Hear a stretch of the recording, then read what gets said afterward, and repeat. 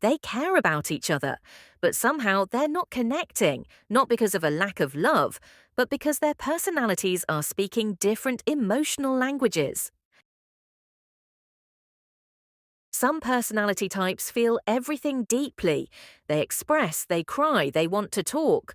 Others, they internalize, they need time, they process in silence. It's not wrong, it's just different. But when these two meet, misunderstandings can easily creep in. Extroverts often speak to think. Introverts think before they speak. In emotional moments, that difference can feel like pressure to one and neglect to the other. Some need closure right now. They want to solve it, fix it, move forward. Others need space, time, and emotional breathing room. If they don't understand each other's conflict style, love can feel like a battlefield. One offers help by doing things.